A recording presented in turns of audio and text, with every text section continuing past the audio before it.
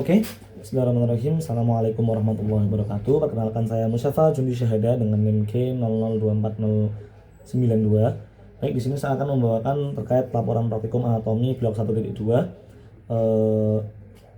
Ya, dan ada 3 soal, 3 laporan. Laporan yang pertama yaitu dari bagian kranium ini. Daniel adalah seorang siswa SMP yang sempat tertusuk paku saat bermain di lapangan dan hanya membilas dengan air mengalir. Setelah itu ia mengaku sulit menggerakkan rahangnya dan terasa kaku, tak bisa membuka mulutnya. Jelaskan tentang anatomi mandibula dan fungsinya secara lengkap, serta jelaskan penyusun musculus masticatoris beserta fungsinya dan inervasinya. Baik, lanjut kita ke yang mandibula dulu pertama. Jadi os mandibula itu tersusun dari satu korpus, satu badan ini, dan 2 ramus ya, dan sepasang ramus ya. Dan korpus mandibula ini keduanya bertemu di angulus mandibula pada masing-masing sisi. Ini angulus mandibula, mereka bertemu di sini ya, gabung di sini. Lalu angulus mandibula itu tempat melekatnya ligamentum stylomandibulare. Jadi ke sini ligamentumnya. Lalu os mandibula itu awal adalah os tunggal, sekarang adalah os tunggal, namun awalnya dia adalah 2 os yang berpisah. Nah, dia akan menyatu di tengah, dan penyatuannya itu disebut symphysis mandibulae. Ya di sini ini symphysis mandibulae, ini di gambarnya nggak kelihatan. Oke. Lalu di bawah symphysis mandibulae itu ada namanya spina mentalis nih, mental spines nih, spina mentalis. Nah, dia itu untuk apa? Dia itu untuk melekatnya, untuk dilalui oleh musculus genioglossus dan musculus geniohyoideus. Nah, lalu pada korpus mandibula ini ya, dia ada sisi atasnya nih, tapi atas disebutnya adalah alveolar part atau pars alveolaris. Nah, dan di bawahnya itu namanya disebut dengan basis mandibula, basis mandibulae. Oke. Nah, lalu di ramusnya, kita lihat di ramusnya ini ada dua bentuk. Nah, ini ada namanya processus coronoideus yang dia akan dilekati oleh musculus temporalis dari atas, dari temporal, dan ada namanya juga processus condylaris yang dia akan bersemi dengan fossa mandibularis ossis temporalis membentuk articulatio temporomandibularis nih, seperti ini, articulatio temporomandibularis nih di sini. Oke.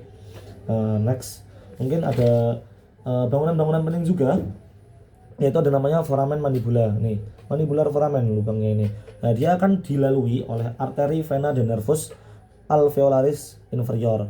Lalu ada juga lingula mandibula nih, lingula mandibula nih ya, lingula mandibula ini dia akan dilekati oleh ligamentum sphenomandibularé.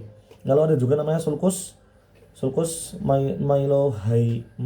mylohyoideus. Nah, muskulus ini sulcus ini, saluran ini dia akan dilalui oleh arteri, vena, dan nervus mylohyoideus. Nah, ada juga namanya linea nih, linea mylohyoid. Nah, dia akan dilalui oleh musculus mylohyoideus. Nah, lalu ada selanjutnya adalah fossa.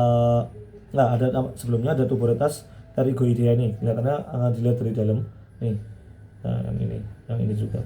Nah, tubulitas ini fungsinya untuk apa? Dia untuk dilekati oleh musculus pterygoideus medialis. Lalu ada fovea submandibularis. Fovea submandibularis yang ini, yang bawah ini, foveanya 2 ini. Fovea kan dataran ya.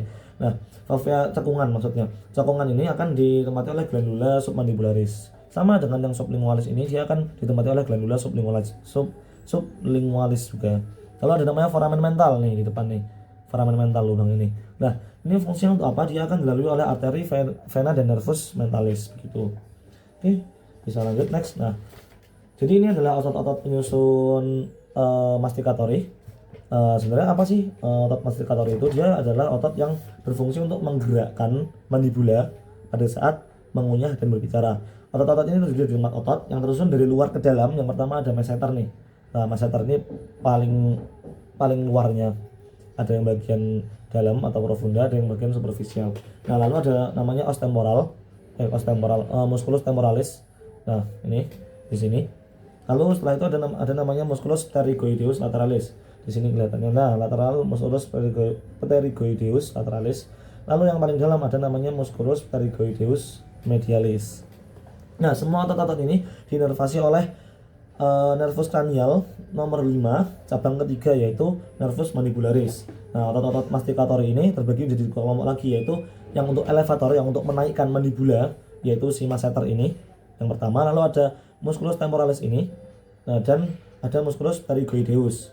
Lalu ada bagian depressor mandibula yang bagian menurunkan mandibula itu, namanya yaitu satu saja musculus pterygoideus lateral nih, si pterygoideus lateral ini.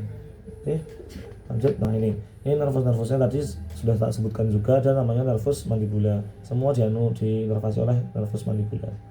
Nah, dia kalau yang untuk temporal, nervus temporalnya itu ke sini karena kan dia ke dalam, ke arahnya ke atas ya, pusatnya dari sini semuanya begitu. Ini untuk yang untuk masseter ke sini kan arahnya ada dia gitu.